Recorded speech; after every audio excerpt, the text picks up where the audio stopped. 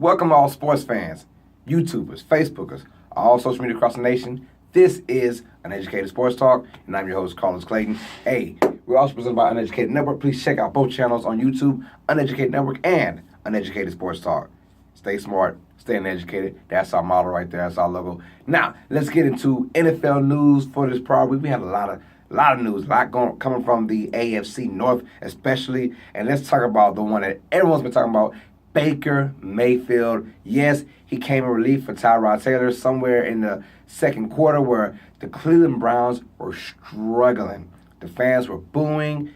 Things just weren't going right. Isaiah Crowell was using the football as paper towel, wiping his butt, throwing it to the fans. It was like, wow. If the Browns can't win this game, they might not ever win a game ever again. And I felt that way for a brief moment. And then something happened. Tyrod Taylor, to his uncredit, or to his credit for most fans, caught a concussion. And you never want to celebrate a concussion, but if it's the revival or the start of something great, then you kind of got to celebrate it. We all know Drew Bledsoe, when he got hurt against the Jets, and then Tom Brady stepped in for him. I mean, without him being hurt, there'll be no Tom Brady. Let's just be honest. We would not know Tom Brady unless there was a Drew Bledsoe. Now, of course, Tom Brady was a 6th-round pick, and Baker Mayfield was a 1st-round pick, so we all knew that Baker was going to go in sooner than later, eventually in the season. We knew that was going to happen. But, my goodness, when Baker Mayfield got on that field, it was 14-0, down 14-0. All of a sudden, the crowd changed. The energy changed. If you guys follow me through social media, you guys know I've been the advocate of Baker Mayfield, saying that he is the best quarterback in this draft. Not saying he's the best quarterback ever, but this draft that we had with Josh Allen, Josh Rosen, Sam Darnold, I said that Lamar Jackson. I said that Baker Mayfield was the best guy. Now, I had no idea that Cleveland was going to be this smart and actually take Baker Mayfield. They've taken duds for the last 20 years or plus now. But they got smart. They took Baker Mayfield, and I thought they were taking Josh Allen because they wanted the big arm guy who would throw through weather. No. They took Baker Mayfield, and I applaud those guys because he has the it factor. I don't want to talk about, he wins because a lot of teams win. A lot of guys win, but he has the it factor. It's something about him that I know that when he gets on the field, he's not intimidated. He's not shy. He's not brass. He's a big ball of fire who's ready to rock and roll. And sometimes you need that, and it energized the whole entire stadium, the coaching staff, because the play caller was a whole lot better. It energized the players for the most part. Now, Tyrod Taylor did his thing last year in Buffalo, and the way it ended, I didn't like the way it ended in Buffalo. But let's just be honest. Baker Mayfield is a better quarterback than Tyrod Taylor at this point. It's just complete honesty right there. He just is. Baker Mayfield came in this game, and he took over from Jump Street. At first, the Jets were just playing a cover 2 zone defense, and Baker was doing what a first overall pick should do. If you give him an opportunity to throw the ball, he's going to connect with his guys. Got a field goal. When the Jets say, you know what, we're going to start blitzing this guy now. We're going to start blitzing him. And guess what? They blitzed him, and he kept tearing them apart. Baker Mayfield finished 17 for 23, and guess what? 3 of those incompletions were drop passes.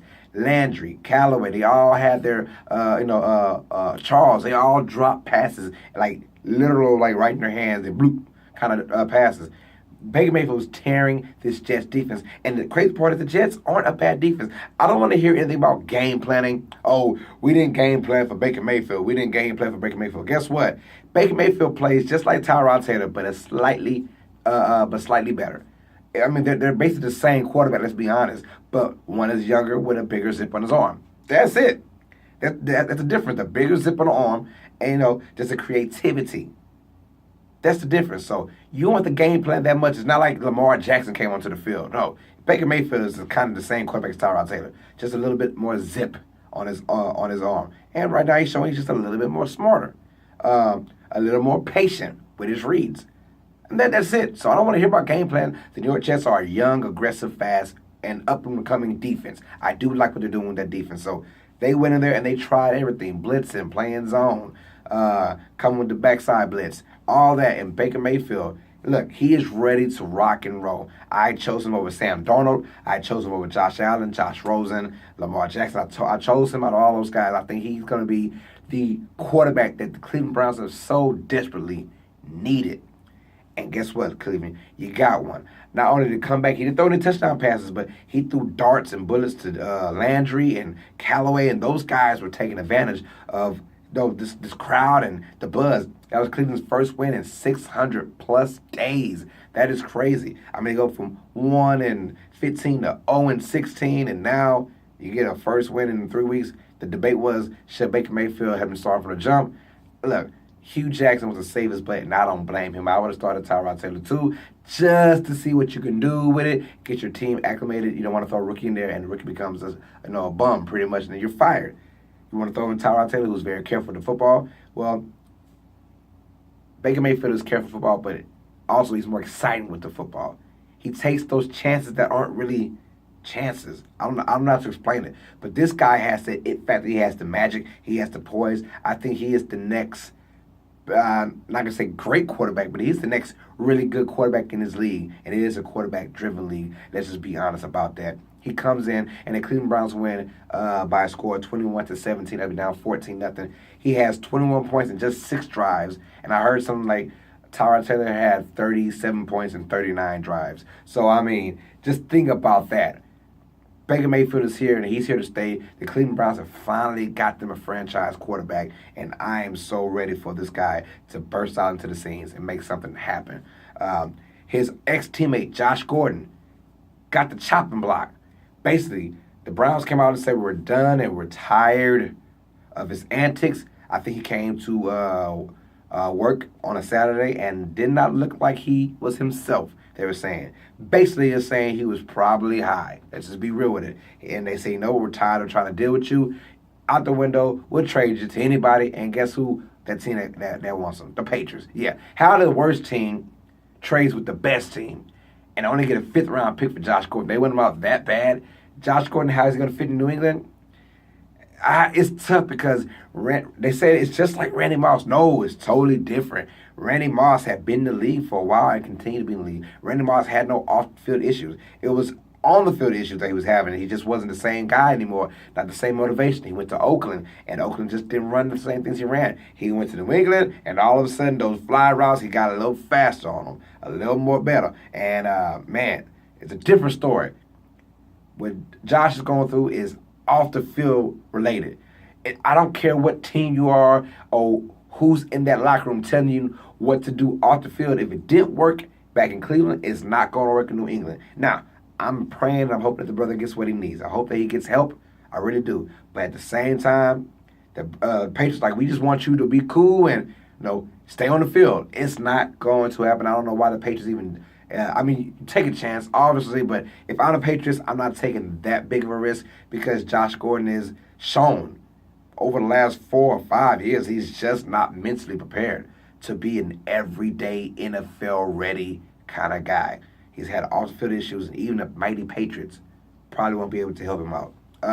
So Josh Gordon's gone, but guys like Callaway and, of course, Landry are stepping up for the Browns, and Baker Mayfield came out, and he demonstrated that he's a really good quarterback in a really good system and a really good place. Baker Mayfield is a star in the making. I'm telling you guys, and I'm happy that I'm one of the few who thought that Baker Mayfield would be a star. So, also, let's keep it in the AFC North. Antonio Brown is frustrated with the Pittsburgh Steelers, and I do blame him. I understand that the Pittsburgh Steelers have been a very successful franchise for decades now. So, you very rarely see these guys struggle. They go out there, they tie against Cleveland Browns with a chance to win. They give up 42 points to the Kansas City Chiefs. And now some reporter or someone affiliated to Pittsburgh was saying, hey, Antonio Brown, the only reason why he's good is because he played with Big Ben. And Antonio Brown did the selfish thing and actually commented back saying that, well, trade me then and see how good I am. I did not get that.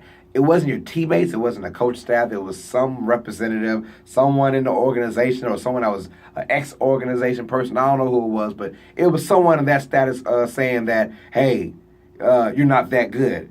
Your teammates got your back, Antonio Brown. I don't know what his problem was, but he has to calm it down. Yes, he is frustrated. It does not give you the right to go out there and basically bash the whole entire Pittsburgh Steelers organization. I don't get it. Guys are winning. Le'Veon Bell, Antonio Brown. I know they want their money. Well, Antonio has his money, but I know the Bell wants his money. But Bell wants too much money. Good God. The Pittsburgh Steelers, these guys are acting like the Steelers are just the worst franchise ever. Think about it. If Antonio Brown, if the Pittsburgh Steelers want to be so selfish, they could have traded your ass to the Buffalo Bills and say, you know what? Go out there. Buffalo will give us a 1 for that. I'm pretty sure they would give us a 1. And see how you do with a quarterback like Josh Allen or Nathan Peterman. How about that? But no, these guys are so sensitive. Calm down. Calm down. Pittsburgh is in a tight spot. 0-1-1. They do face the Tampa Bay Buccaneers on Monday Night Football. It's going to be a good one. I'm excited to see about that. But Antonio Brown is very selfish on his part to go out there and basically say, trade me. Now, you know when you put something on social media, people are going to see that. And it's funny because you're typing buttons saying trade. No, trade me then. Something like that. Like, you know what you're doing. It's not an impulse. You're typing buttons. Stop that. Stop. Pittsburgh has done these guys good.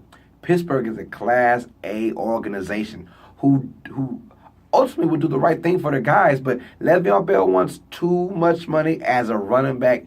Let's just be honest. Now, he's happy. He said he's going to sit this year out pretty much is what it looks like. He's going to miss the first 3 games, so I'm guessing he's going to miss the season. But I really don't understand what's going on with Le'Veon Bell and now Antonio Brown because Ben Roethlisberger, Antonio Brown came out and said that he knows the O-line has a block and the quarterback has to give him the ball. So he understands that. Big Ben is fine with it as well, but Big Ben is the reason why you are where you are. Because let's just be honest, if you go ahead and play with a team like Buffalo or play for a bad team like the Jets have been over the last 7-8 years, yeah, you're going to kind of struggle. So honestly, Big Ben is the reason why you're pretty good because the O-line blocks the Big Ben and Big Ben makes the right reads to you, Antonio Brown. So please, these guys are sensitive. Just chill. The Pittsburgh Steelers will ultimately be okay. We're thinking that, but with Cleveland getting better on defense, and now with Baker Mayfield coming out there and striving, and the Ravens being ho-hum, and the Cincinnati Bengals also 2-0 start, it's going to be pretty tough for the Pittsburgh Steelers who, with already a loss and a tie with no wins. It's going to be tough for them to find their rhythm with no Le'Veon Bell, and now you have a disgruntled Antonio Brown. Those guys need to chill out. Pittsburgh is a Class A organization. They will take care of those guys.